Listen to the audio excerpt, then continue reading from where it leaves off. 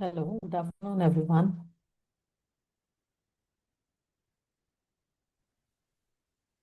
Good afternoon, ma'am. Good afternoon. Good to have you all back. We are having a 3 day session today because of so many festivities in between. People are busy, and we thought we will cover Python, which really requires hand holding, and Canva that we will cover. The remaining topics maybe we'll cover in the next month or in the month of November. So I believe all of you have logged in from your computer systems or laptops. If not, please try to log in from your systems because today it's going to be hands-on practice of Python. So once you do it here, it will be very easy for you to conduct the lab sessions in your school.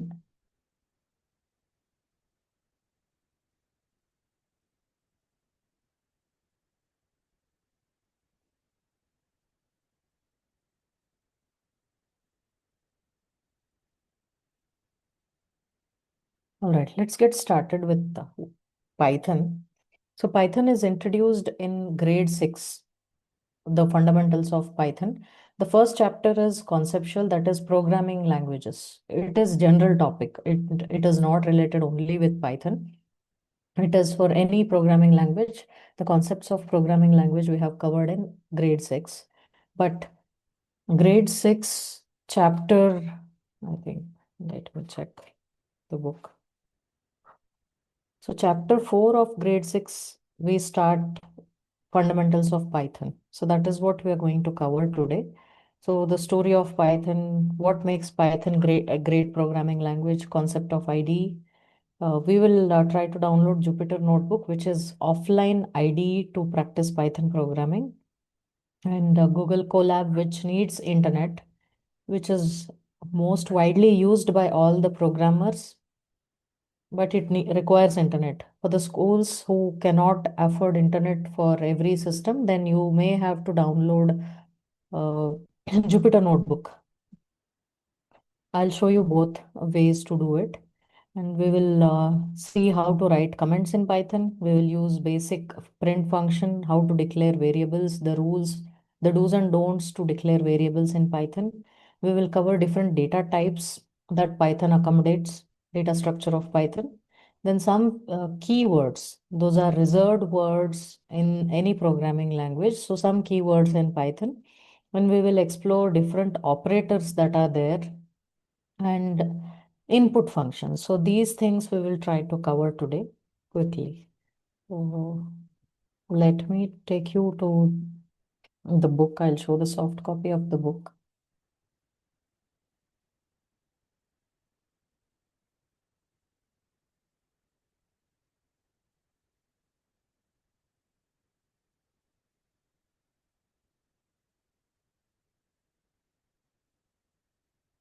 Yeah.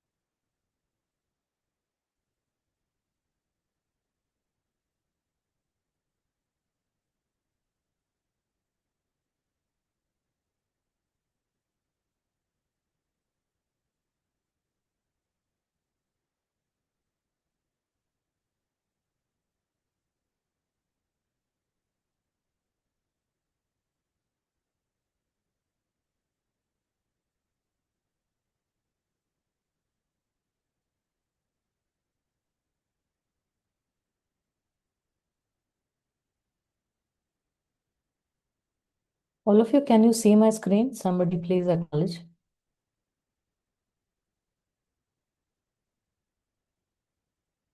Is my screen visible to you all? Yes, ma'am. Visible. Okay, thank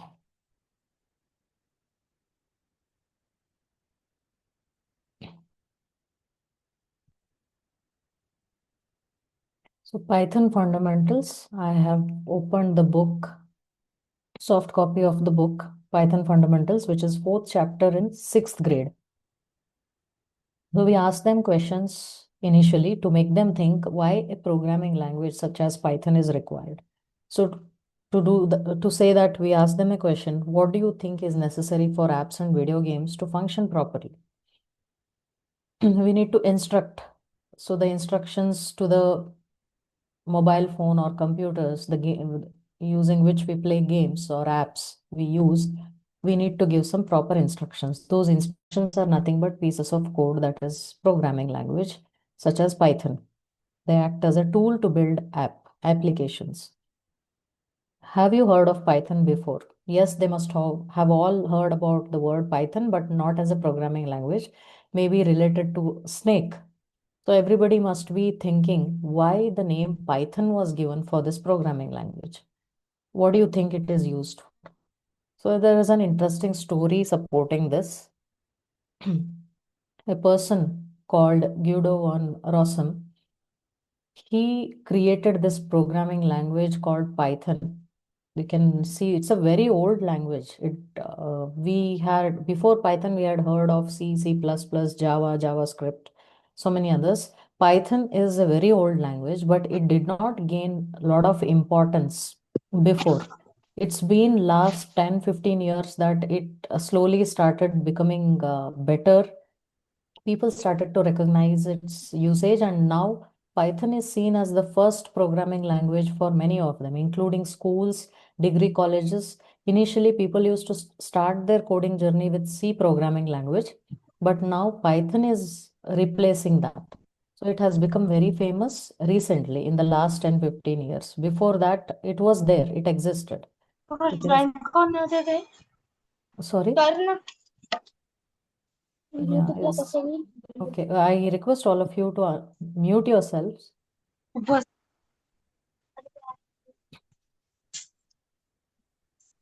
Yeah. बरं जाऊ दे Yeah, चष्मान book pen देते का मला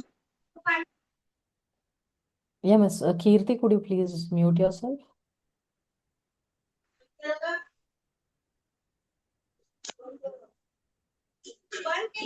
हो I request all of you to please mute yourselves.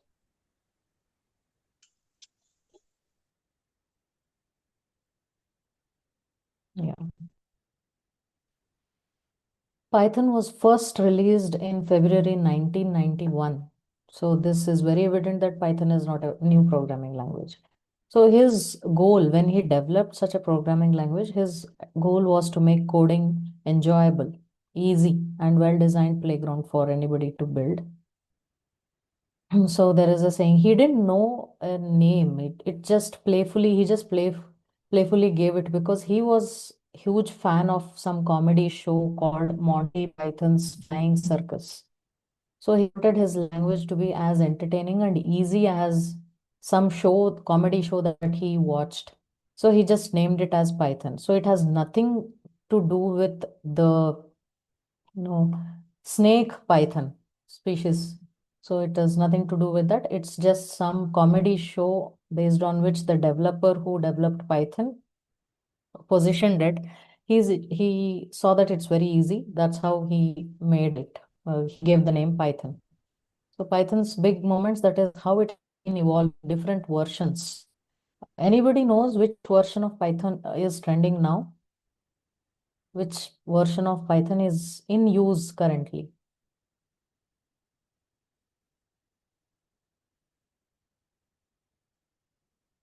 Yeah, you can unmute yourselves and answer. Which version of Python has been used now currently?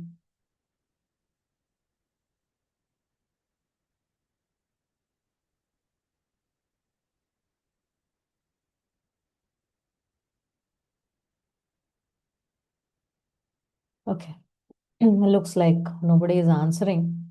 So Python 0.9, the first version, appeared to be user-friendly. Then they released Python version 2 in 2000.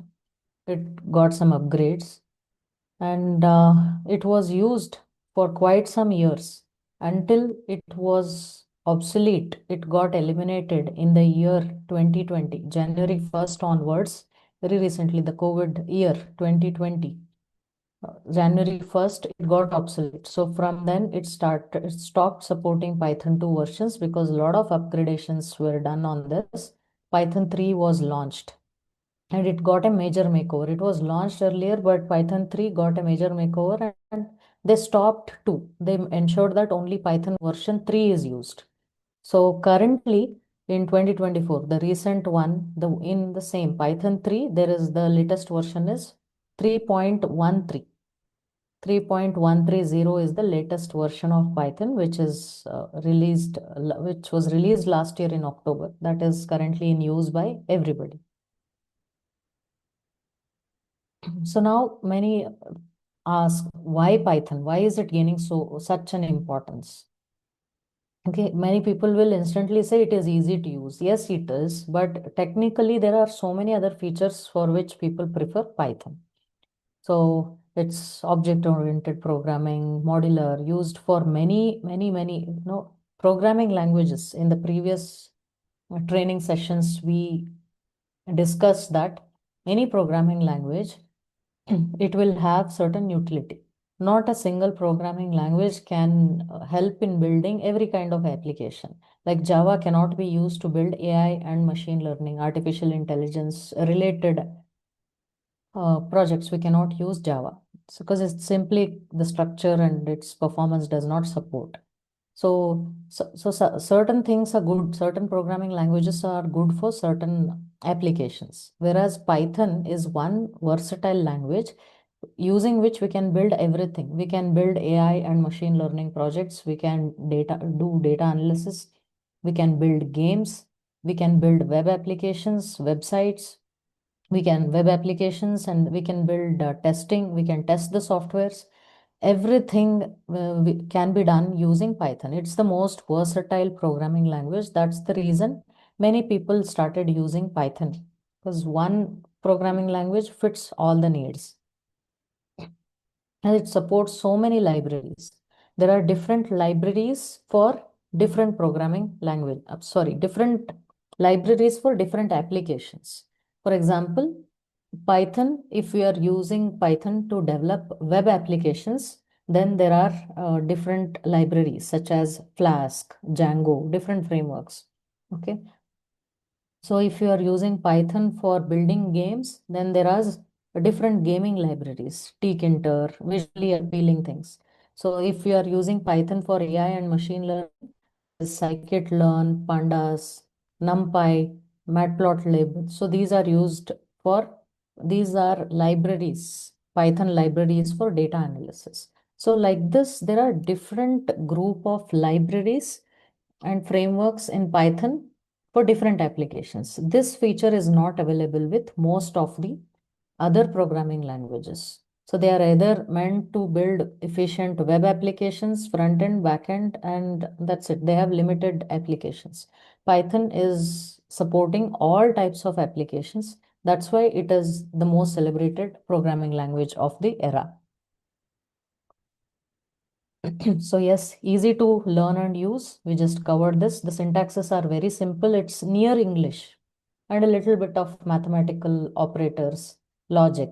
So it's near English and it's very smart programming language. A lot of things get implied. We need not explicitly specify a few things. And then it is versatile. Like I said, it can do different tasks, build websites, develop games, analyze data. So it does everything and it supports all styles of programming language. So in the previous session, we also discussed different styles. There are three paradigms of learning any programming language. That is the first step, the first pillar. It talks about basics, variables, data types, operators, and the second structure or the pillar stands for style of programming, that is object oriented, procedural, functional, etc. The way we build things. C programming is a procedural approach, and Java is an object-oriented programming. It adopts that style. So Python has or it supports all the styles. That is another advantage. Hence it is said to be a versatile programming language. We can use it to build any applications, and Python supports all types of applications. And another thing is it supports cross-platform, meaning it supports all the operating systems. It could be Windows, it could be iOS, it supports Mac OS, all these operating systems. Python applications support all the operating systems. It's on Linux distributions, Windows, and Mac OS. And all of these Python again versatile. The rich library frameworks, that is what it says. Ready to use functions, libraries are there already in open source language. You need not get license or anything. It's and the community of Python. People who build new things and release it for general public to be used for free of cost. So the community of is really vast. Will keep contributing to it every day, and that's how it enriches itself. And more people use Python. So many new releases from support that from the Python. All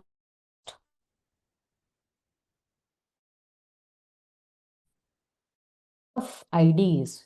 When we start Python, can somebody answer? In it, Ma'am, yeah, compiler it translates from higher language into machine level language and machine level language into higher level language. exactly. May I know your name? Jayashree Dodmani. Okay. Yeah, right, exactly. Compilers are nothing but they convert higher level language to machine level. They convert Python structure into zeros and ones, that is helpful for computers, and back into human interpretable versions. So that is the role of compilers. In Python, we don't have compiler but an interpreter. What it does is same as compiler, but how it does is different. A compiler will take entire piece of code at once for conversion, but as an interpreter, it takes line by line. So that's the only difference. Otherwise, what they do is same, but how they do is different. Essentially, they convert high level language into machine level code, zeros and ones. So there is uh, wherever we write programming language, along with editor, we need an interpreter behind it, which will convert this. And once the output is ready, it needs an output place. Where should the output be visible? So all these three, where you write the code, editor window, and where it goes for compiling or interpreting, that is interpreter, and where you see the output, which is output console. So display of output. All these three things packaged in one place, people using that is called IDE, Integrated Development Environment, where we build and see, test the codes, Integrated Development Environment. So we'll see them ahead. It has a strong community support. I told you already, since it's open source, free to use, a lot of people keep contributing to it, and more libraries and frameworks are released for free of cost for different applications in Python. So what can we build using Python? We can build games, websites, we can analyze data, we can make apps, web application, mobile applications. We can all solve some problems, research related problems, do our research, experiment, and AI. It's only because of AI Python has gained so much of importance, because Python is the only language which supports development of AI currently. I mean, open source language. There is also MATLAB, there is also Julia, which is coming up. So, but Python so far is seen to be supporting AI developments and also data analysis. So before AI, there is data analysis. So Python is used for data analysis and AI extensively. That's how it has got a huge popularity. Mhm. Yeah, automating tasks and so on. So here now we discuss about integrated development environment. That is a place where we write the code, there is interpretation happening and output coming on the window. So that place is called IDE. Now, how to teach this to students? How do they understand what is an IDE? Usually, it is a tendency to get confused with different IDEs And once they learn to work on one ID, they'll get terrified to write the same Python code in another environment, thinking something will change. So, to say that, to clarify that, we have given this analogy in our book, that is, watching your favorite movie on Netflix, on home, or TV, or even multiplex like cinema. So, the favorite movie. The movie story or any characters will not change if we change our viewing platform. You watch it on Netflix, you go to theater, cinema hall and watch it. The story, the characters, the dialogue, songs, everything remains the same. What changes there is the experience change. So when you watch going to theaters, you have to finish the movie at a stretch with probable intermission, with possible intermission time. That's it, nothing much. But on Netflix, you can watch it in any installments as possible. Pause, break, stop, come back, download, everything. So the movie itself will not change. The experience, the options will change. Same way, doesn't matter if you are trying to build code on Anaconda, Jupyter Notebook, or Colab, or PyCharm, different IDEs are available. Doesn't matter which one you use, the rules of programming language, the way we write the programs will not change. The rules of programming language, Python, will not change. What will change is experience. Some places have, I mean, auto suggestions. There are AI based in Colab when it is connected with internet. There is AI based auto suggestion mode. When you're doing some mistakes, it will fix the mistakes for you. So such every IDE, it has its own feature. It has its own advantages. So based on your work, you can decide when what kind of IDE is required. Okay. So we have just mentioned different features. Simple text editor we will have where we write the code. Error highlighting, how it highlights the error. And auto completion, you start typing and there is an AI feature to it. It will detect what you're doing and it will suggest automatically as what you may want to be doing. If you like it, you press a tab button from your tab key from your keyboard, it accepts it. Debugging tools. Error, it will fix the error by itself these days. Not much of a struggle, unlike few years back where we had to spend a lot of time in debugging, fixing the errors all by ourselves, going to the internet, finding here and there. So here now AI feature sits in Google Colab where it fixes the code by itself. So that's how different IDEs are there. Some of them we have mentioned here, popular IDEs for Python programming language. One is Google Colab, which needs internet. We will be checking this. This is most widely used for all the to build many applications, Google Colab, but it requires internet for every system in the lab. If not, the same thing, same experience, we will get it from Anaconda. Anaconda is a company which gives downloadable Jupyter Notebook for us. So it is similar to Google Colab, but it works in offline mode. You can install it in your computers, in all your systems and make it work. This is also good. And idle, IDLE, it is not IDE. Remember, it is idle. It's a name of an IDE in Python, which is built-in, basic, built-in version given by Python developers. So I don't see many computer textbooks use these, but I really find it outdated or very unattractive. We cannot really build anything big. It is just to get started.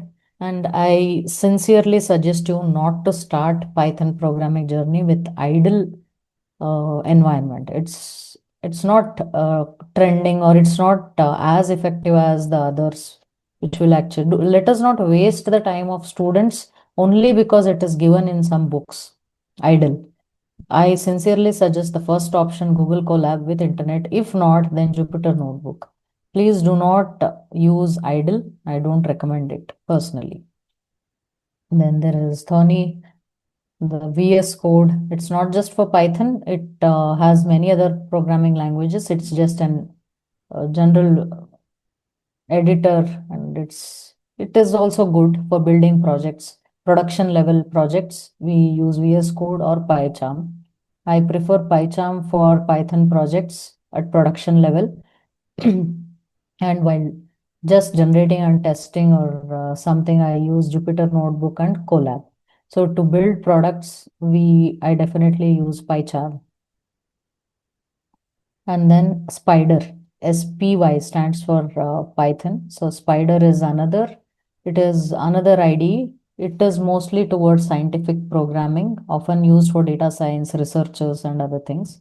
It's not a library, but it is an IDE. The people prefer it. So what I suggest you is, while learning, always go for Google Colab as first priority. Next priority is Jupyter Notebook. And then if you want to build some real world applications, we want to build something where you have multiple files to be connected and make backend, front end, everything make work, then please go for PyCharm. I suggest PyCharm or VS Code as well, but my personal preference is PyCharm.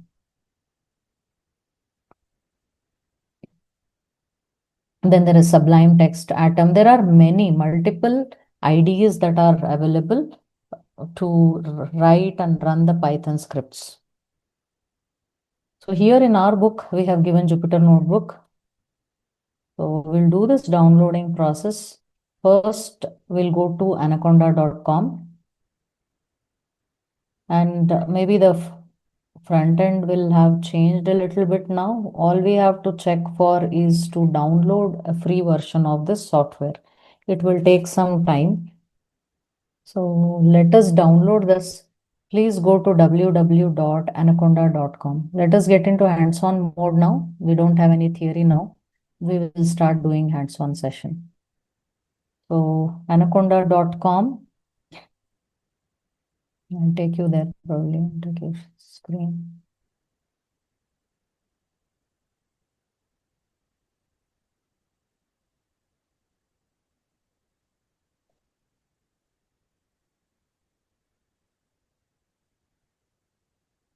Anaconda.com. Click here on the first link that shows up in the search window. Free download.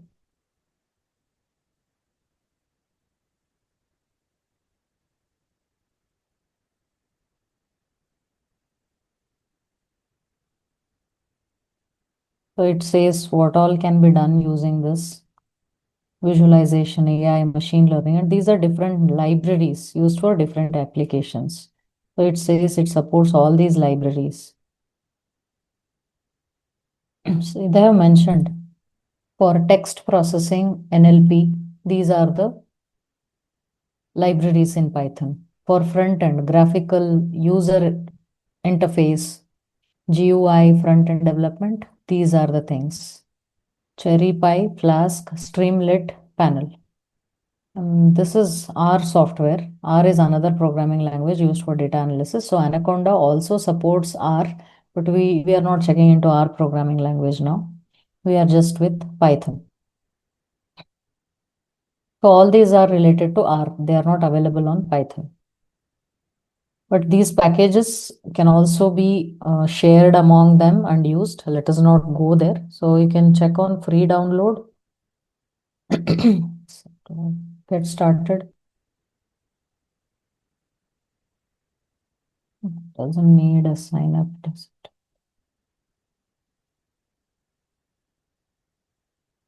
Sign up, provide a mail ID, or skip registration. You click on skip registration, and then you get this download option for Windows. If your system is Windows, it will automatically detect and it will show this 64-bit setup. Click on next, agree, accept, agree. Click on this just me, click on next. These are all installation steps. First, we need to download, then installation. See where it gets saved, in which drive, where it is. Next. Maybe you can check these boxes if they are not. You can check box on create shortcut and register Anaconda 3 as my Python, default Python. Install. And after this, you see the installation is completed. So it shows this page, click on next. All these steps are given in the book. So finish. Then once you open, there are multiple icons you will see, out of which you should go to Jupyter Notebook, click on launch. After that, I'll show you how to come here. So who have logged in from your system, please do this. I'll give you 5-10 minutes. Download, sign up with your Gmail. Then you'll get download option. I think I already have it downloaded. Yes, and I click on the search.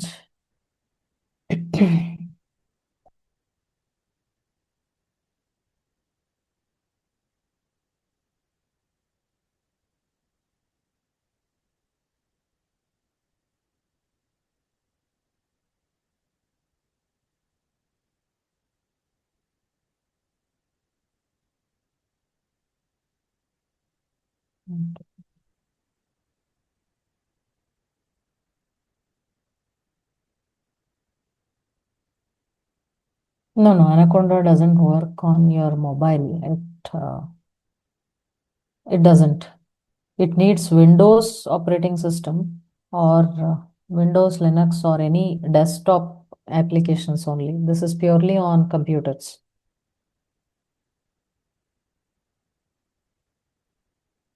So I'll give you 10 minutes. Please download it. Please note that these sessions are all hands-on. I have to give breaks even if 2 or 3 people have joined through their laptop. I need to do justice to them and wait for them to do it. People who have logged in from your mobile, I really cannot help because Python programming needs laptop or desktop. I've been telling this, in last 2 levels of training as well, that third level we definitely need laptops or computers.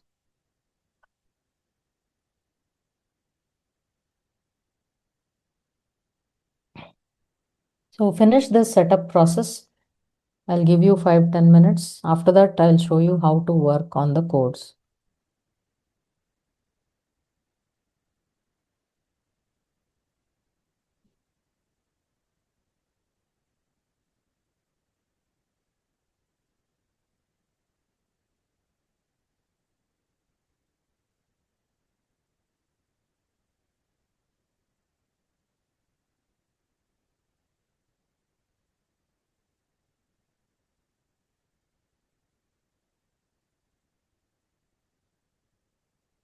So once you log in from your mail ID, it will show you this. You can click on download.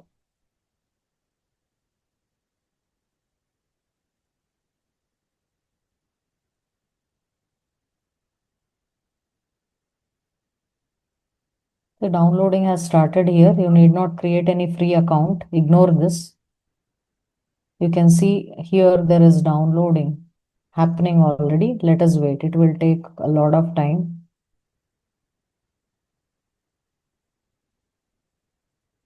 Do not create any free account or anything. Just ignore this one.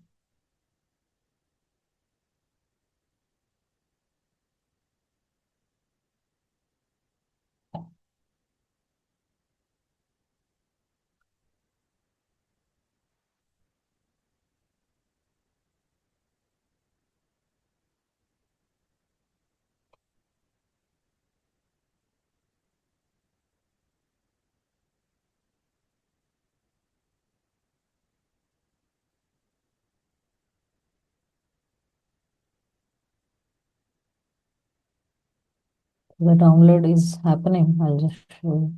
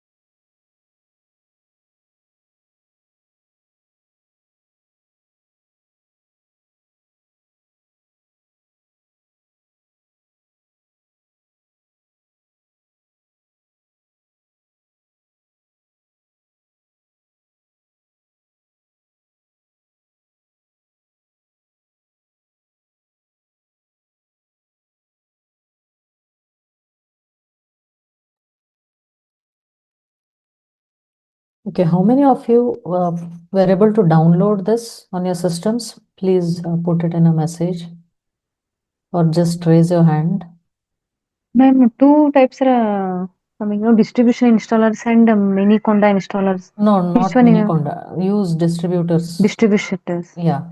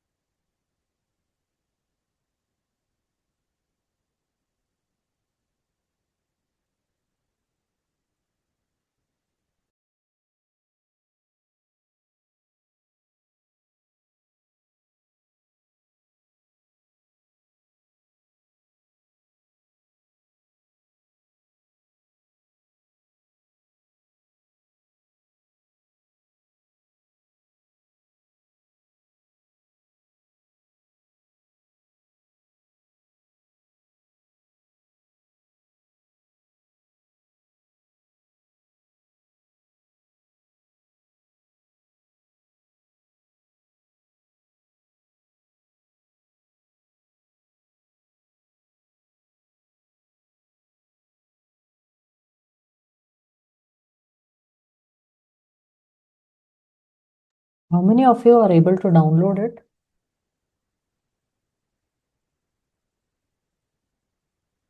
I am downloading, ma'am, facing network issues. Okay, fine. Okay, we'll go ahead. Anybody else who is Yeah. still downloading or trying to download it?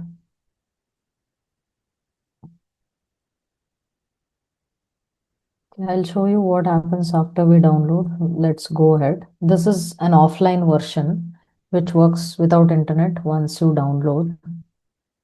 So here, once we download, you can see it appears here like this, Anaconda 3 2025 6 Windows 64-bit.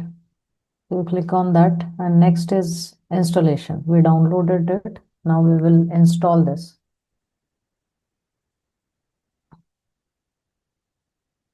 It needs high-speed internet and also some time for it to download and install.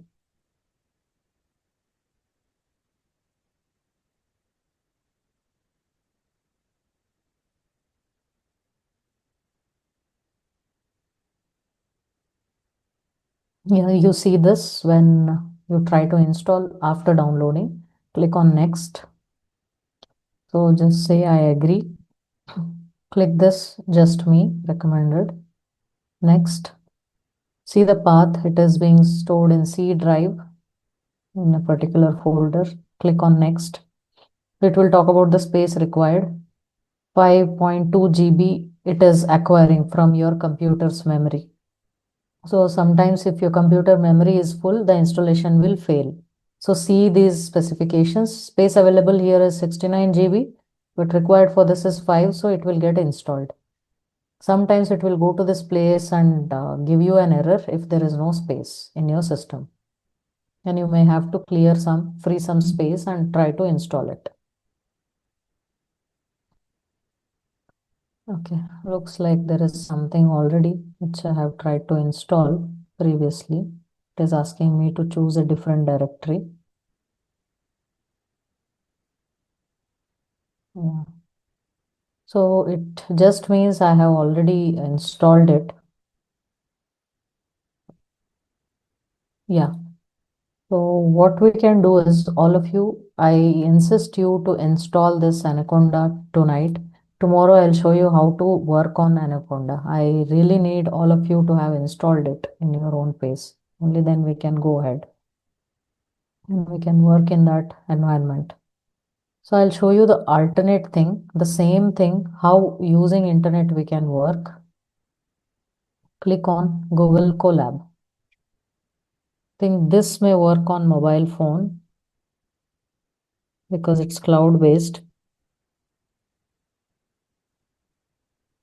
Google Colab. First, I'll just show you.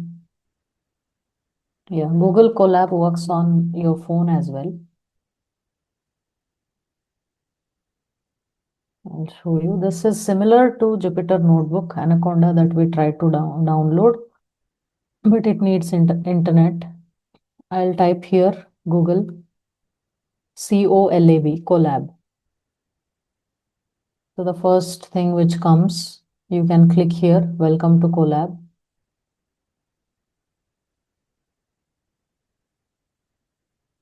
So I already have an account. If there are certain steps more in your case, you can just agree, continue, login from your account, do those steps. Once you land here, click on new notebook. Bottom left corner, there is a button highlighted in blue, new notebook. Click on that. Or if that is not available, then you can click on file. Just a minute. So this is how your coding space will appear as soon as you open a new notebook. You can open this, all of you.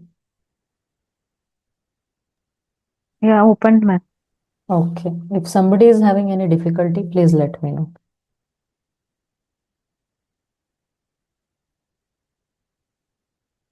After all of you have opened this either on your phone or on your system, please text a message in the chat window saying yes. If I get majority, then I'll go ahead.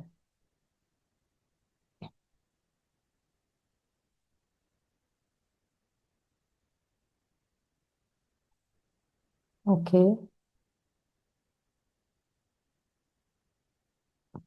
Ms. Jainavi says she has done. I want many more yes. Please open this. Once we get yes from many people, we'll go ahead.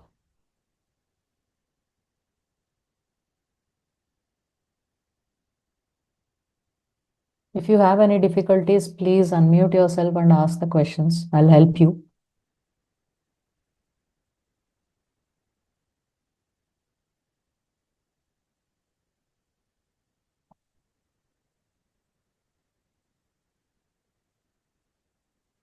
Google Colab, go to Google, search, write Google Colab, click on the first link, do some initial, if it is asking some initial setup, setting your account and all that, you can do that.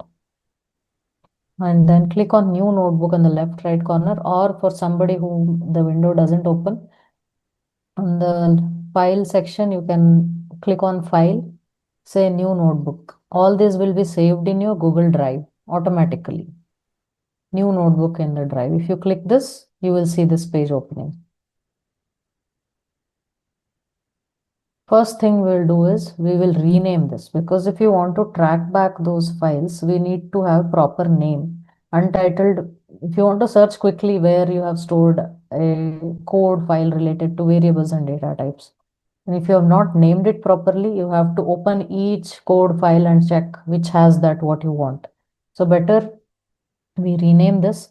Remember, all the code files that you build on Jupyter Notebook or Colab, they will have an extension .ipynb. IPython notebook .ipynb will be the extension. Like you have .dox for Microsoft Document, XLX for Microsoft Excel. Like this, all the Python code files which are written in Jupyter Notebook or Colab, they will have the extension .ipynb. The file format will be .ipynb. Whereas if you do it on some other IDEs such as idle from basic Python or PyCharm, Spider, the format of those will be .py. You cannot open .py files in Jupyter Notebook, and Jupyter Notebook files cannot be directly opened under other platforms. We need to have those conversions done, IPYNB to .py in different environments. I'll just name this. Say first, if you're just testing something, I'll just write test program number 1. I rename the file.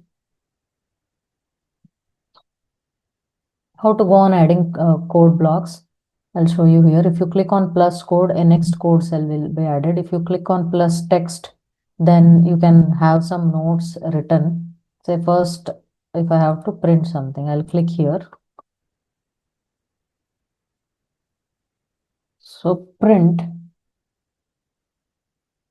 um, inside print is a function. So whenever I say function, that means there will be name of the function, that is print, which will be followed by small brackets, pair of small brackets. Okay, so in Python, any function, the moment I say function, in your mind, you should get a thought that it will have a name followed by small brackets. Inside that, we specify something. So for print function, what we do is, what it just prints out whatever we are giving to it. If we are giving any message here, then it should either be in single quotes or double quotes. I'll write binary brains.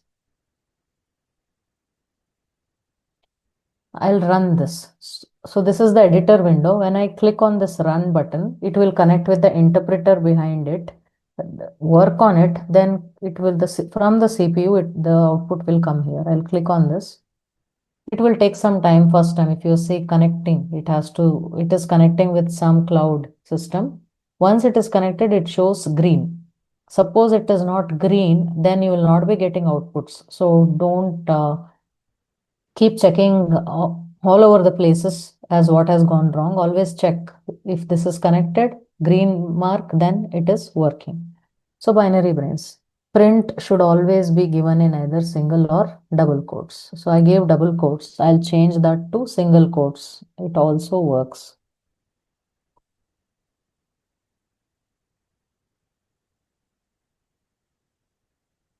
So it works. Anyone you can give. Pair of single quotes or pair of double quotes. So this is print. Print is a function. Name Both of the working, ma'am. Single quotes or double quotes? both work, but you should not have for one side double quotes and other side Yeah, single quote. both sides same. Same, it shall. Opening and closing of the quote should be same. Okay, but in C, we have to mention within the uh, Yeah, bracket. rules of C Yeah, are all yeah. different. So let us Okay. not drive in those rules here. We'll Yeah, just follow what is there in Python. yeah. This is the different rules are there, ma'am, here. Yeah, different instructions are there. Pretty simple, Okay. a lot easier than C. Yeah. Yeah, so this is print function. I want all of you to try this print function. Yeah, Try. ma'am. Try it, ma'am. Okay, if you want to try one more, you can click on plus code. Another code cell will appear here. You can print something more.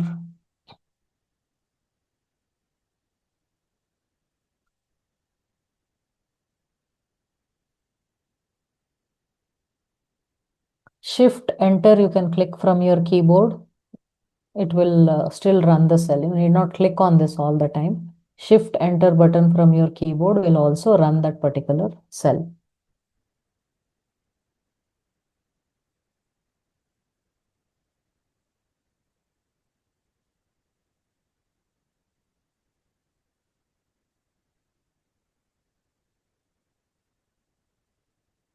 So I'll click on plus code now. Let's check something else. Now we will see how to declare variables in Python. What are variables? Any answers? I'm asking you. Any answers from your side? What are variables? Using to store the data Right, exactly. So those are like containers. containers. They are containers which will hold some data, some value inside it. Okay. So we will see the rules to declare variables. Okay, I'll just give a heading to it. So now I'll just delete this column. I'll click on plus text. So I can give text here. Rules to declare variables in Python. I write it. I can use bold. I can select all and say bold. Shift enter. You can see. Okay. Double click.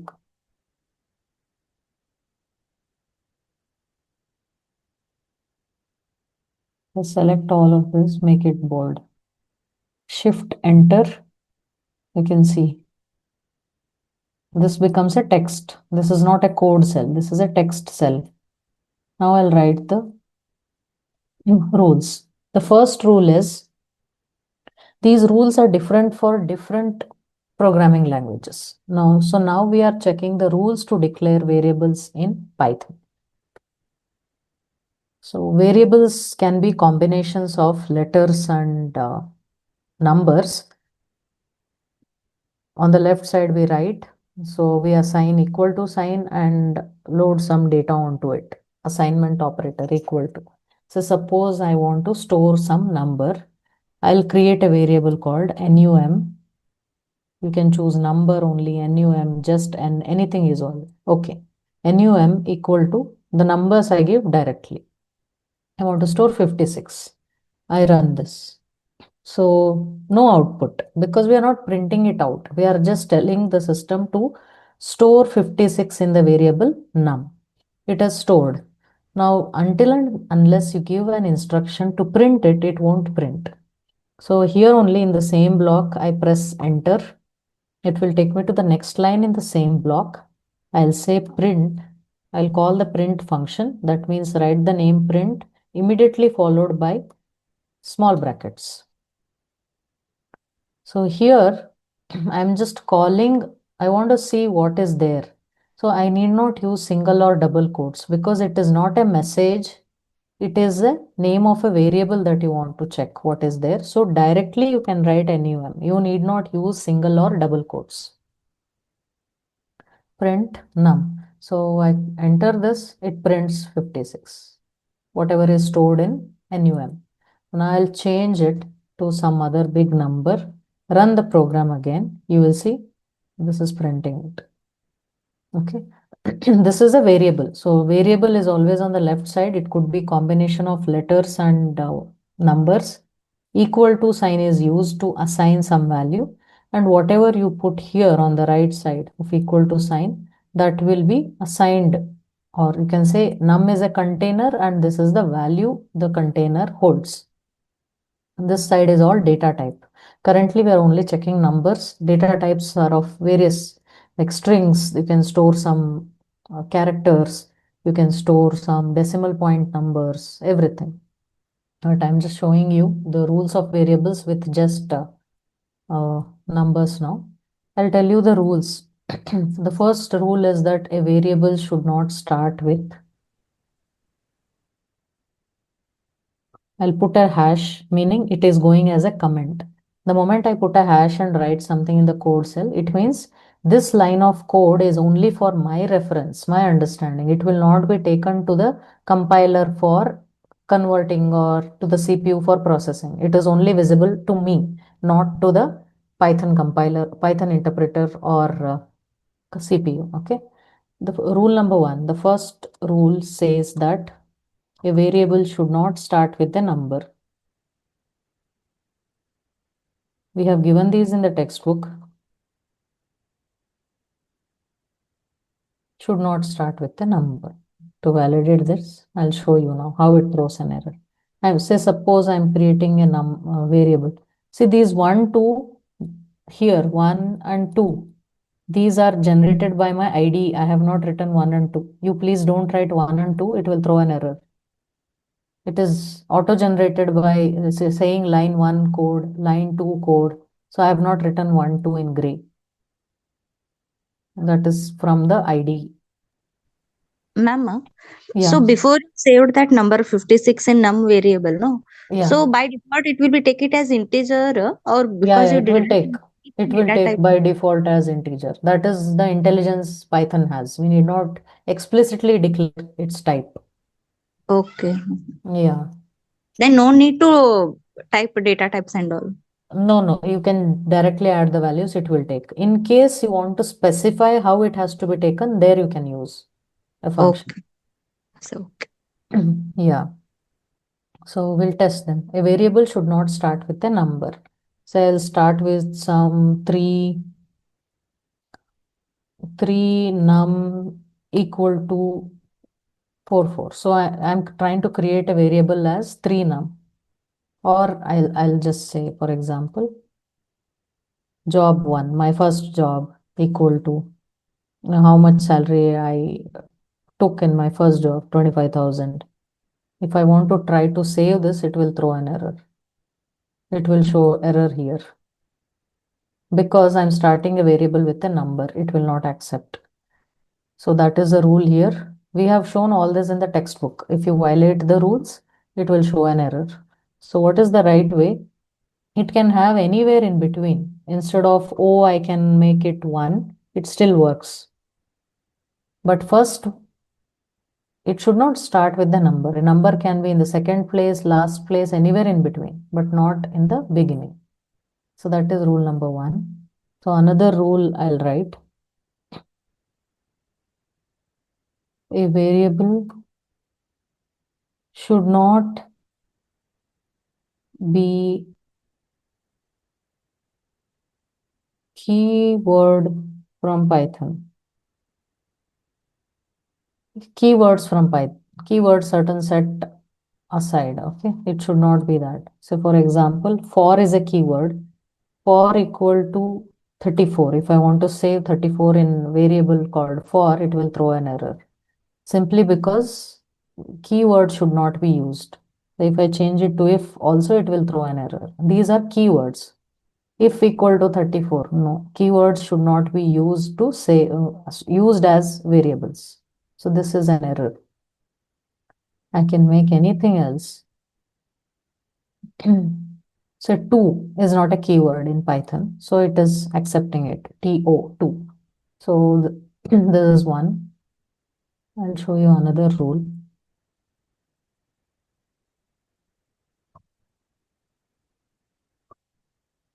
A variable cannot have special characters in it other than underscore. Underscore is allowed. I'll show you. Say num underscore 1, number 1 equal to 34. This is okay. Underscore is allowed. Okay, you can also have in the beginning underscore as well. Beginning underscore num underscore 1, this still works. So underscore is accepted.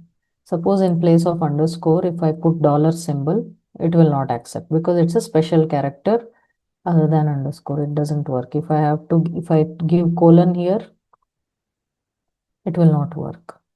So a variable cannot have special characters in it.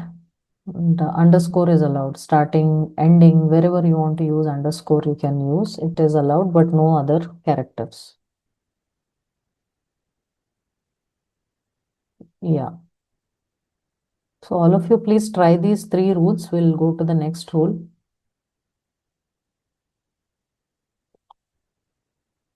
Try to check these hands-on. We will go to next 3 rules after you practice this.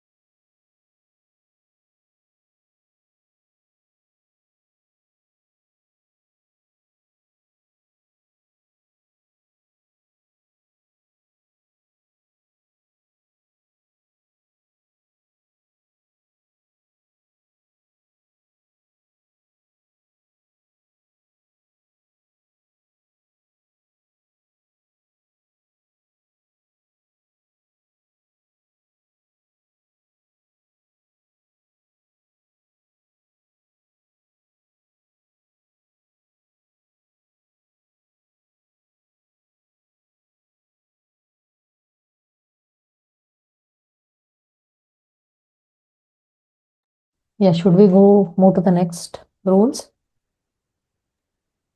Yes, ma'am. All right. If anybody is facing any difficulty, please unmute yourself and ask.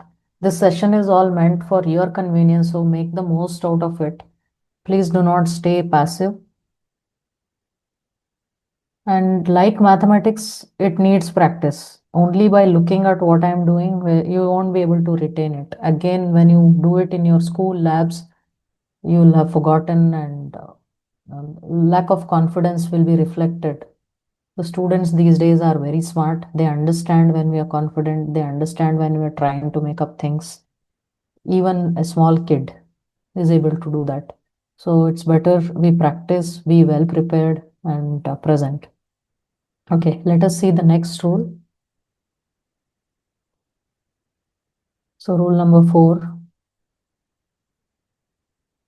So using a hash, meaning it is a comment. A variable cannot have white spaces. That means, say if I'm saying want to store grade 6, in grade 6 there are 60 students. Grade space 6 equal to 60. If I want to give, it will throw an error because I have given space here. 1. So space is not allowed when you are declaring variables. So rather, instead of that, what we can do is we can put underscore. If you want to make it look neat, space is not the option. We should use underscore. Meaning grade 6, in grade 6, in class 6, there are 60 students. It works now. Okay. So we cannot have white spaces. I'll give some time for you to try this. Just follow it now. Rule number 5.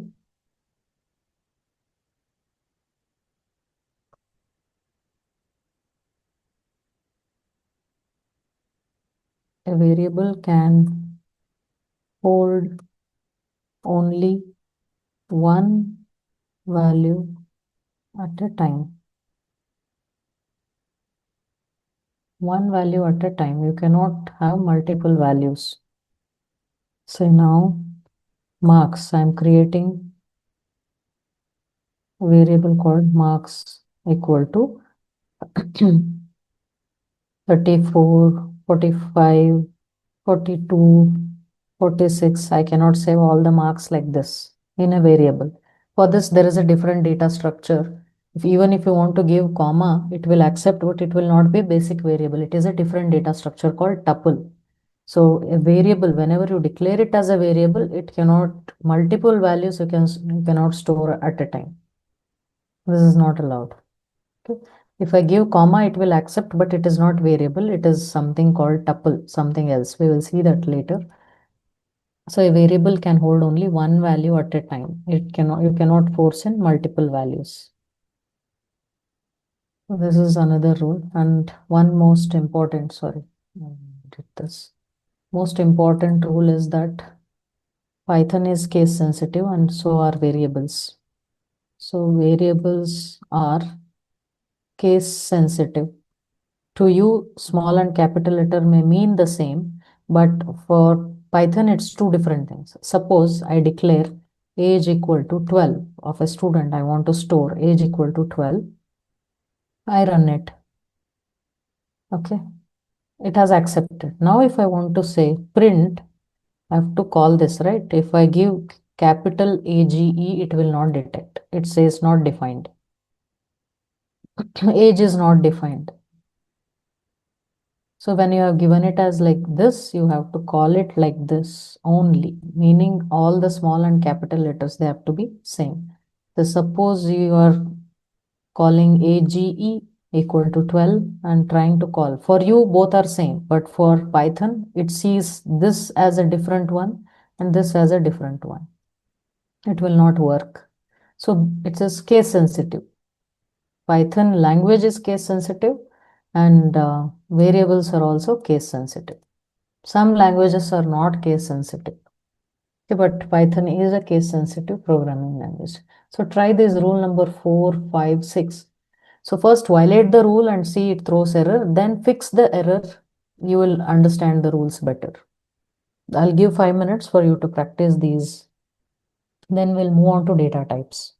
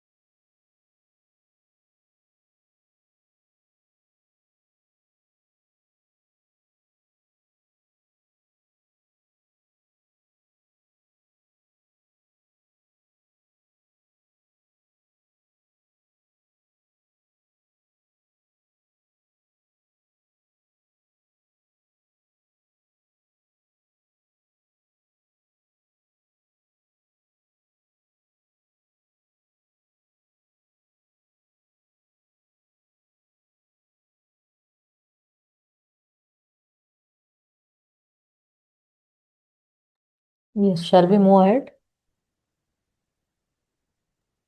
Yes, ma'am. Okay. How about others? Are you all in line with me? Are you practicing? I can just get the response from 2 or 3 people here.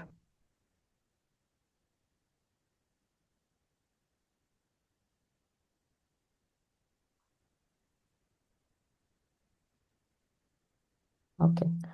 So that covers variables. There are almost 6 rules which we should never violate. So if we know these rules, it will save a lot of time. If you don't know the rules, then we write very big lines of codes. We keep checking where things have gone wrong. It's the simple mistake of not declaring variables correctly. So it's very important to understand how variables are declared in any programming language. So the first step, suppose tomorrow you are asked to learn a new language called Julia. What is the way to learn? The first step to learn is how to declare variables. Get the rule sheet from their documents. Try to understand how the variables have to be declared. This has to be the first step in learning any programming language. Okay, so let us create a new file now and test data types. I'll click on File. I'll create new notebook in Drive. We tried variables now. We'll check data types.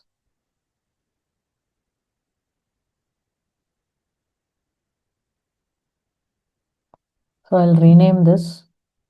I can delete this. It will still be in IPYNB form. If you delete .ipynb, don't assume that the file type is gone.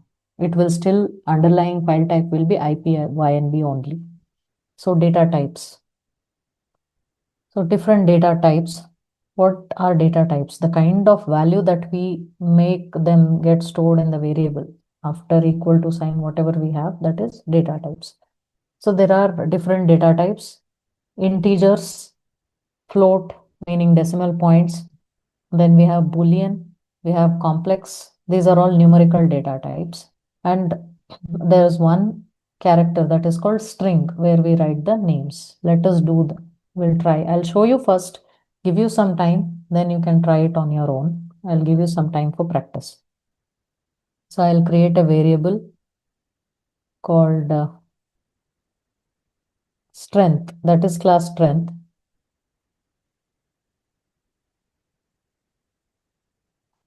equal to the class strength is say 45 students. Okay. This is a variable. It is holding an integer data type. Integer is whole number. Minus infinity to plus infinity. All the numbers will come in integers. So I stored this. How to get it verified that it is an integer? So what I'll do is I'll press enter. There is a function called type. Like print, there is a function called type. The moment I say function, name of the function followed by small brackets. So I'll check it auto suggest here. Click on tab button from your keyboard. It will accept that suggestion. Run. So if you see, it is integer. So type function is used to detect the type of the data that is stored in the variable. Okay, I'll check one more now. Say height, height, height equal to say 5.3. Enter. I'll check the type of that.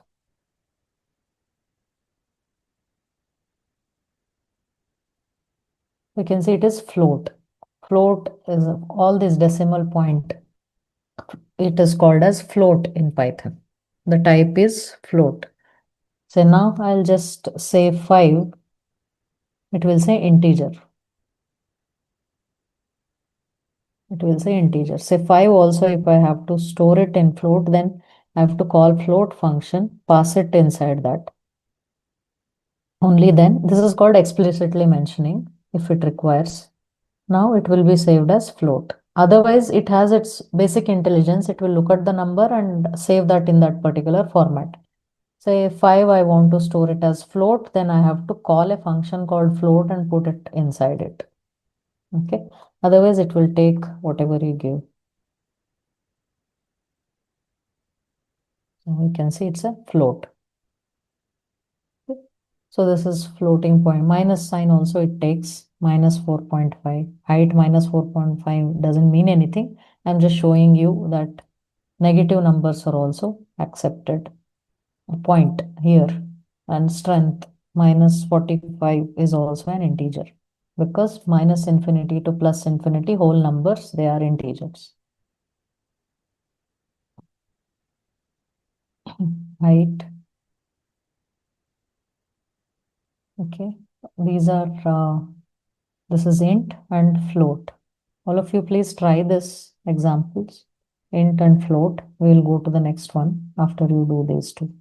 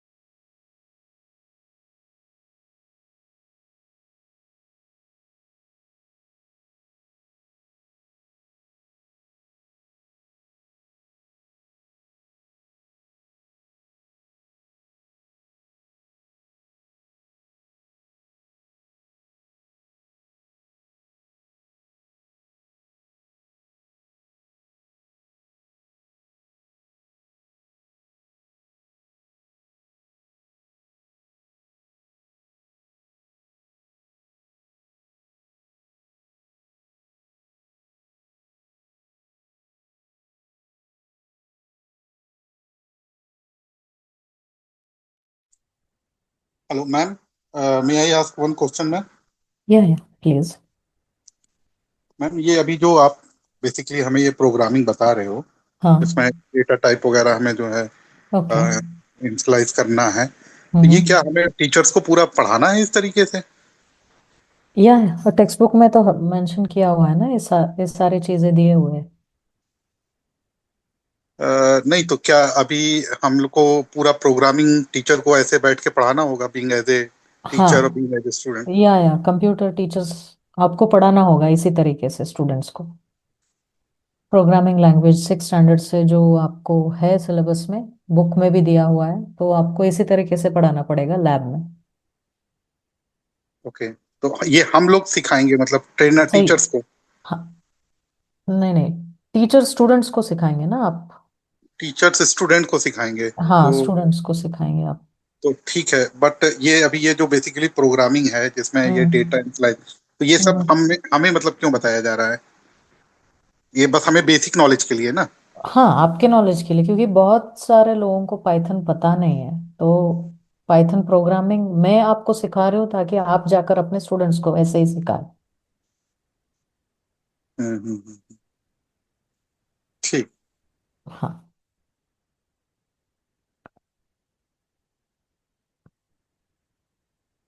Okay.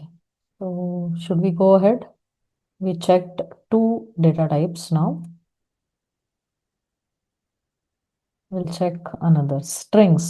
So far we were storing only numbers. Okay. There are many more numbers. I mean, different types, Boolean and complex, I'll show you, but we'll check uh, character or a string. If I have to store some name or some information which is in the form of text. So how do I do that? I'll say name equal to, I have to store my name, Chaitanya. So this is how I store, either in single or double quotes. So this is a string. I run this. I don't get to see any output because I'm not printing anything. Yes, I'll check the type of this. Type of the variable name. What should it show now? It should say string, that is str. It is str. String. Ma'am, ये string जो है ये तो collection of character हो गया ना? Character को हम पाइथन में स्ट्रिंग बोलते हैं. हाँ ठीक है। हाँ, वो collection of character that is string, ठीक है। तो ये String. टाइप जो आपने किया मैम, इसका क्या मतलब है? What is the meaning of type? It will show ये डिफाइन that. करने की? हाँ, कौन से टाइप में स्टोर हुआ है ये, कौन से डेटा टाइप में अंडर अच्छा सेव ये। हुआ, इंटीजर है या फ्लोट है. क्योंकि सी प्रोग्रामिंग में वगैरह हम डिक्लेयर करते थे इंट नेम ऐसे कुछ. हम्म अभी यहाँ पे हम वो नहीं करते, हम डायरेक्टली डालते जाते हैं. And to check if it is taking it correctly, हम एक बार चेक करें टाइप फंक्शन यूज करके. तो दिस इज. मतलब हम जैसे हाँ. इंट स्ट्रिंग और जो है इस तरीके से फ्लोट इस तरीके से करते थे वहां पे, हम्म. वो यहाँ पर ऐसे ना करके यहाँ पर हम जो है उसको नेम से डिफाइन करके और फिर उसके बाद नेम को हम टाइप डेटा टाइप में डिफाइन करेंगे, इस तरीके से है? डिफाइन नहीं करते, हम चेक करते हैं कि सही जा रहा है कि नहीं. आपको ये करने की भी जरूरत नहीं, चेक करने की भी जरूरत नहीं है. इन हम्म केस अब यहाँ पे हम डायरेक्टली हम लिखते जा सकते हैं कि आगे कोड विदाउट चेकिंग. हम्म यहाँ पे हम सिर्फ डेटा टाइप्स बता रही हूँ, तो इसलिए आपको चेक करके दिखा रही हूँ कि कौन से डेटा टाइप में ये सेव हो रहा है. हम्म। तो just we are just testing.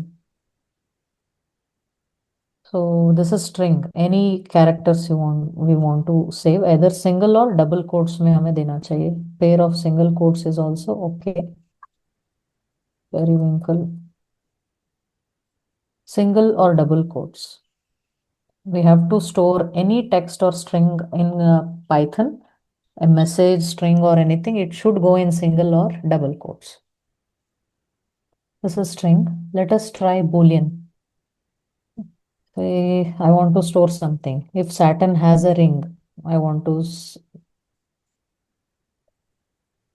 if the planet Saturn has a ring, I'll create a variable called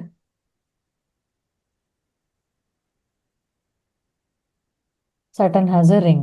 I want to say yes or no. So I can just write true. It's a keyword. T capital, please remember, first letter T capital, all of them will be small. So now it is saying yes or no to this kind of thing, a Boolean logic. Okay, string, Saturn has ring, true will be saved. Now if I check this type of this variable, type, it is suggesting, I'll accept this. It is a Boolean. It says bool, true or false. If I say earth has a ring, I store it as false, F capital, then it is still, the type is Boolean. We are only checking the data type. So F capital false, T capital true, true false. These are considered as Boolean data types. And there's one more which is available, which we don't usually use a lot, but I'll show you. Complex numbers can also be saved. In mathematics, we have something called complex numbers. Say real and imaginary part. So I'll save this number, say, let's say number 4 is a real part plus imaginary. We would write I6, something like that. Here I is not allowed. In mathematics, I and J both are used. But in Python, we use only J, but not in the beginning after this. Say 6J. We cannot write J6. Okay, this is how we declare complex number. Type number. So it says complex. So this data type is also available in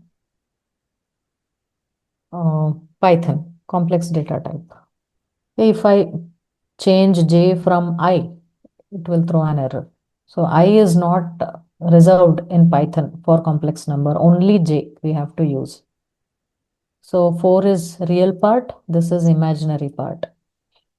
Complex number. I cannot even say J6, it will throw an error.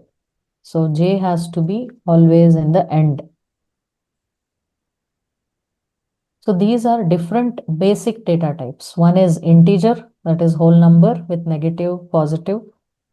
Float, which has decimal point value. If you get point, then it will be float. Then string with declared in either single or double quotes, pair of them. Then Boolean, write ma'am true or ये जो false. Complex number होता है ये तो plus a x plus i y या a plus i b के form में होता है ना, Right, यहाँ पर a and b is the real number and i is the imaginary number. But right. You are saying कि इन पाइथन मतलब we are not considering the i, we are I नहीं है. Considering as a. J, यहाँ पे J बताना पड़ेगा. I अच्छा, जे reserve J नहीं है. J is the real, J is the imaginary number in Right, Python. right, अच्छा, मतलब यहाँ पर आई को हम जे से रिप्लेस कर दे रहे हैं. right. और J ओके को यही इसी जगह पे लिखना पड़ेगा हमें. अगर यहाँ पे लिख दिया तो वो गलत हो जाएगा. ओके. या क्या ये सिंटैक्स एरर दिखाता है, क्या syntax दिखाता error. हाँ, it will throw an error. है? Okay. Yeah.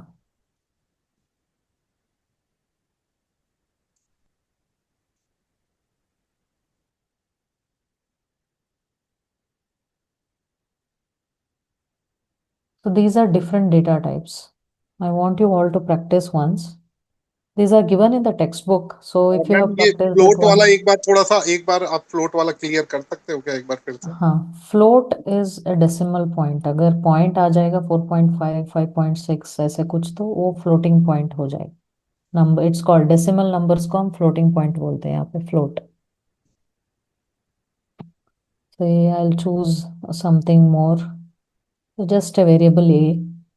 I want to store 4.5 into 3, oh, sorry, 4.5, sorry, 45.32. So this is a float. Point हम करते हैं तो this will be of the data type float. To check that, we will do this. Ma'am It is भूल the का float. थोड़ा समझा के दो ना. Okay. Bool matlab it is wherever you want to use true or false, that is taken as Boolean. Boolean matlab either 0 or 1 logic. Logical ones. Boolean. Oh, Boolean meaning 0 or 1.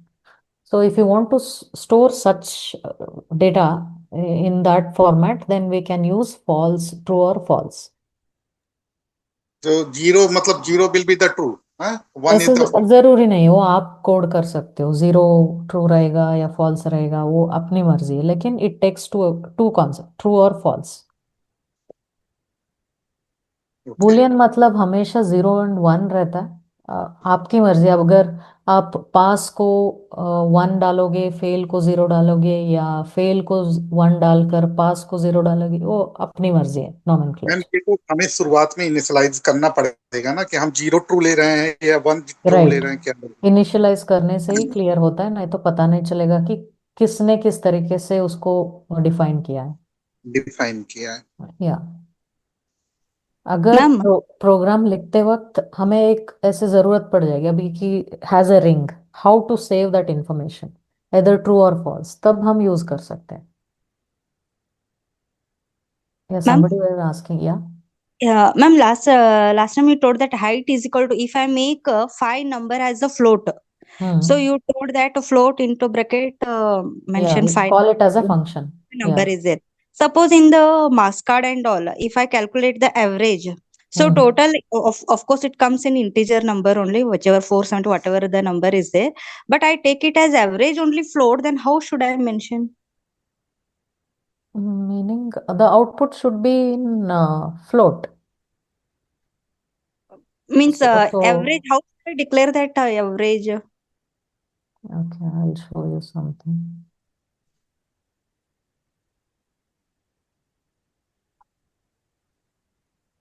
Plus code. Keep saving marks. Say 35. B subject B 40.6. Subject C 56.5.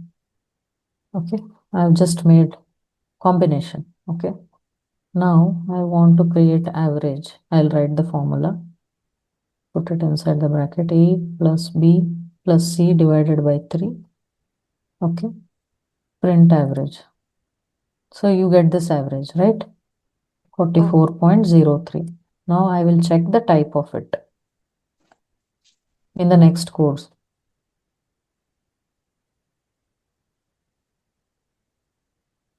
Float. So it has automatically taken it, although there is one integer inside it. Okay. Whatever result, it will automatically take it as float, even if you Float. don't give. Okay. Okay. Yeah, good question. Thank you.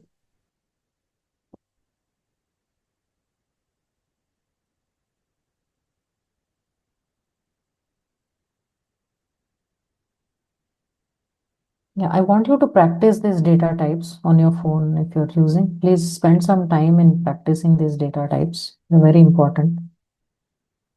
I'll give you 5 minutes. Please do.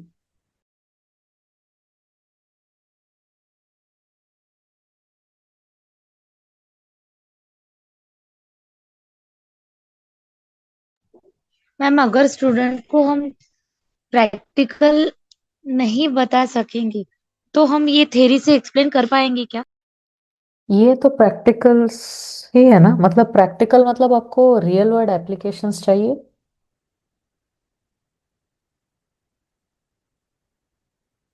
मुझे आपका सवाल समझ में नहीं आया.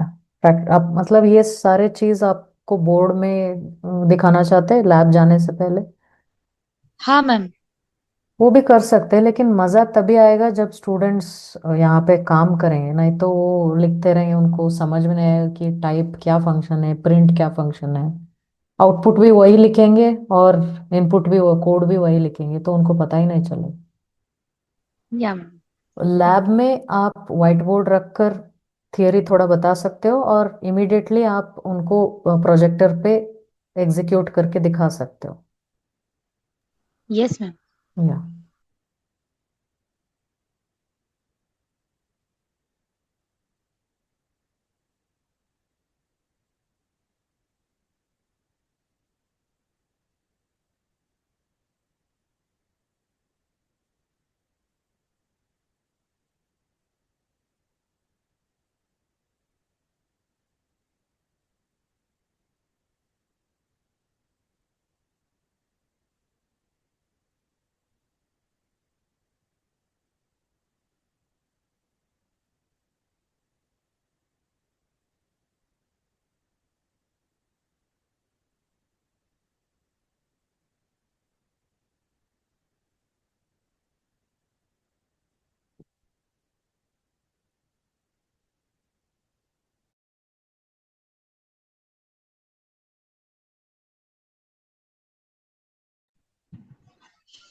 Ma'am, can I ask one question, please? Yes, please. Yeah. In a complex data type, Okay. why use J there? Because J is assigned, set किया हुआ है जे को कॉम्प्लेक्स नंबर इंडिकेट करने के लिए। जिन्होंने भी पाइथन प्रोग्राम डेवलप किया है उन्होंने जे सेट असाइड किया है कॉम्प्लेक्स नंबर के लिए। इट्स जस्ट ए रूल, उसका कुछ लॉजिक नहीं बनता है।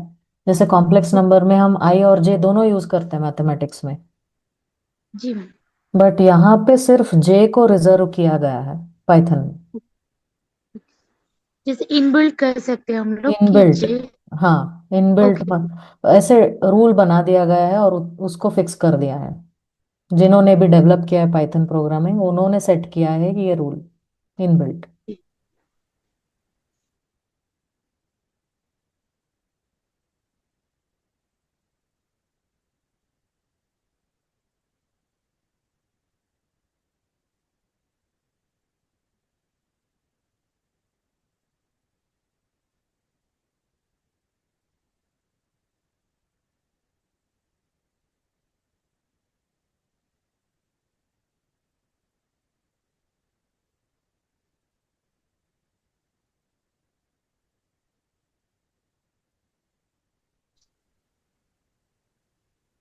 Excuse me, ma'am.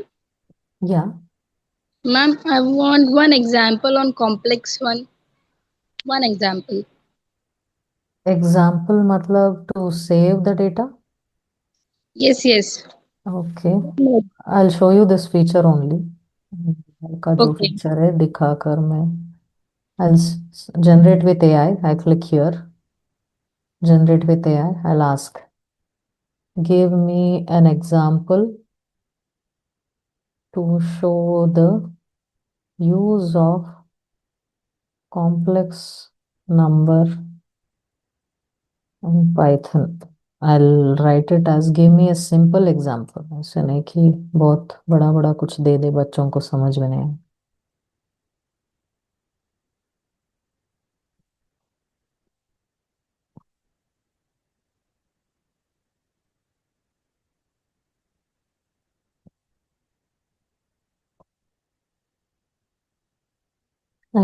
This is AI generated. Inside this, I'll just say accept. So you can see define two complex numbers, 3 plus 4j, z1, z2. Add the complex numbers. You can see multiplication, division, subtraction, real part. What is real part? What is imaginary part? If you're doing some mathematical operations. So it gives the answer. These are initial variables, z1 and z2, which we have declared. We are performing complex addition. Yeah. Ma'am, can we show this example in front of students Yeah. while ongoing class? Can we take in that examples? You mean from AI? Yes, yes. Yes, yes, you can, because we cannot really avoid AI. It's going to be there. They should know the rules. It will generate everything. But if we want to make, and later you can give them task. Generation is okay. Now you can say that you can give something else. Say I want this answer. Say real part instead of 3, I want 5. Imaginary part, I want 6. How will you change the code? So you can twist it and ask them. Because going ahead, it's all these days, everybody are using AI to generate the code. There is no point in blocking them. They should know how to build using AI. For that, they should know rules. Say, suppose what AI gives that has no good logic, then our basics will come into help.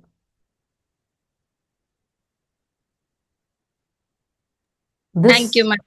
this feature is available only when we are using online Google Colab. But if you are using Jupyter Notebook, AI feature is maybe not there. In Jupyter Notebook, AI feature does not support because it is offline. You download it. So in that case, you as a teacher can prepare these examples from Colab, go to class, teach them in offline mode only. First 2 classes until they get good with rules. Later give them some challenge, let them use AI, ask them to give some other input. Let them see how the code changes. That way they can learn faster, no issues. So By the example, they can learn it now properly. So that's why I've asked you about that. yeah, you can use this. Please don't hesitate to use AI in teaching because that is going to be the future. We are not going to block it and say, now you work out your mind, let me know. It's not going to sustain. People will, anyways, kids are very smart. They will use everything, they will build everything using that. But if they don't know the rules, it's better to know the rules. Say, for example, riding on the streets, kids these days, they learn even before 18. License is given after 18, but even before 18, they ride it. But the only problem is through the process of license, they will know the rules, what signboard is meant for what, and all the rules are important when they violate. So rules we need to teach them, and later on they can use AI to build. No harm. So you can use this AI feature here and instantly build something. Oops. Generate with AI. I click here. Write a simple program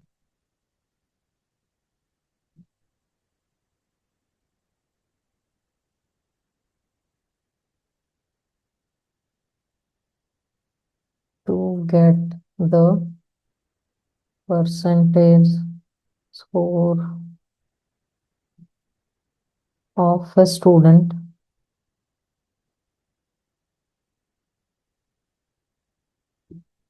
considering 6 subjects marks.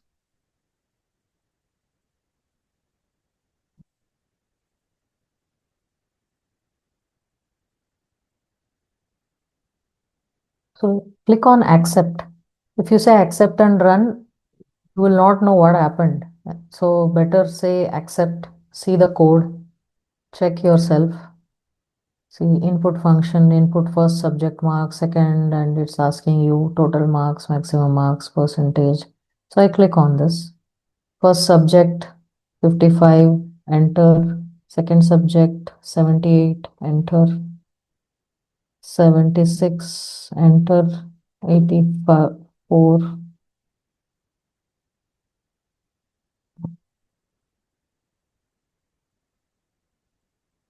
Enter. So after these marks, it will take the total marks, get the percentage.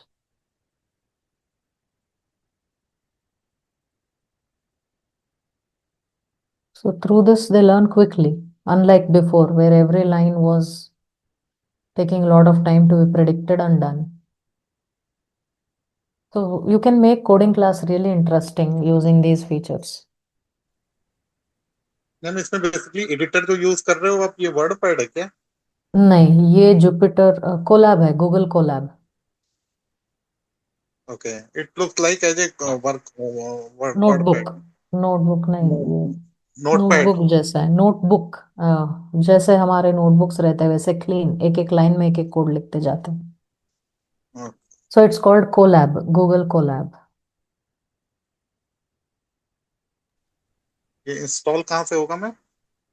नहीं, ये online मिलता है, आपको directly install करने की जरूरत नहीं है। मैं आपको बता देती हूँ। जैसे कि आप गूगल सर्च इंजन में जाकर आप टाइप करोगे Google Colab, COLAB, enter. First link आप क्लिक करोगे collab.research.google.com।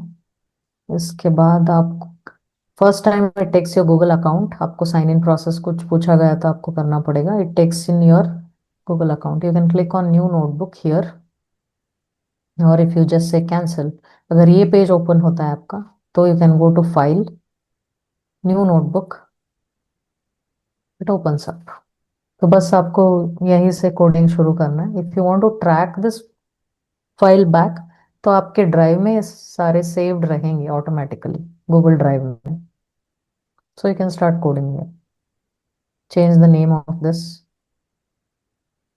और फिर कोडिंग करने के बाद मैम इसको सेव करने की जरूरत होती है या ऑटोमेटिक नहीं सेव हो नहीं, जाए? ऑटोमेटिक सेव हो जाते हैं और अपने ड्राइव में मिल जाएंगे ये फाइल्स, गूगल ड्राइव में। कोलैब एक फोल्डर बनता है, कोलैब फाइल्स अपने आप बन जाते हैं, वहां पे सारे मिल जाते हैं आपको ड्राइव में।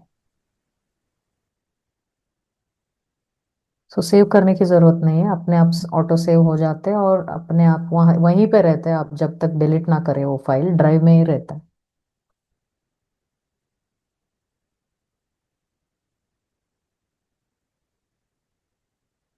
ऐसे मैं आपको दिखा देती हूँ अभी।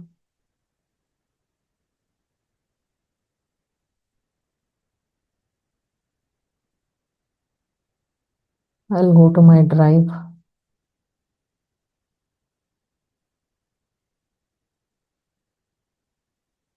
So they will be saved in my drive already. Data types, test program. So they are saved. Even otherwise, you can go there. यहाँ पे एक अलग सा folder बना रहेगा, collab notebooks. If you click, all your collab files will be saved here.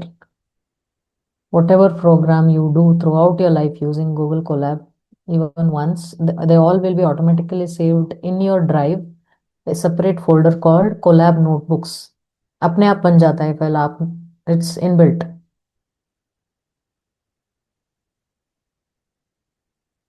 So you can access this. All we need is internet in school, then learning becomes fun. अगर internet नहीं रहा तो आपको Jupyter notebook offline version से download करके हमें करना पड़ेगा. So offline thing, I'll show you tomorrow, Anaconda. Please, you may be having your textbooks. I have also shown you the process today initially. Anaconda.com से आपको डिस्ट्रीब्यूशन इंस्टॉलेशन पैकेज मिनी कोंडा नहीं, distribution installer आपको download करना है. Installation के steps follow कीजिएगा. And tomorrow I'll show you how to work offline and a few more things in Python. So today we learned IDE, integrated development environment in Python, and the name, how it got the name as Python, and its advantages, why Python is preferred, and why so many people are after Python these days. So we explored those facts. We learned to write basic print function, type function, and we explored rules to declare Python variables, do's and don'ts in declaring variables, and we checked different data types. We also checked an AI feature in the collab file, which can help us generate practical examples. So we'll end it here today. Tomorrow we'll continue Python furthermore and finish. So please log in from your system. Kindly practice during the session. You will get a lot of confidence. So then let's finish here. We'll meet tomorrow for continued Python lessons at 3 o'clock. Thank you, ma'am. Yeah, welcome. Thank you, ma'am. Welcome. Yeah. Bye-bye. Thank you, ma'am. Thank you, ma'am.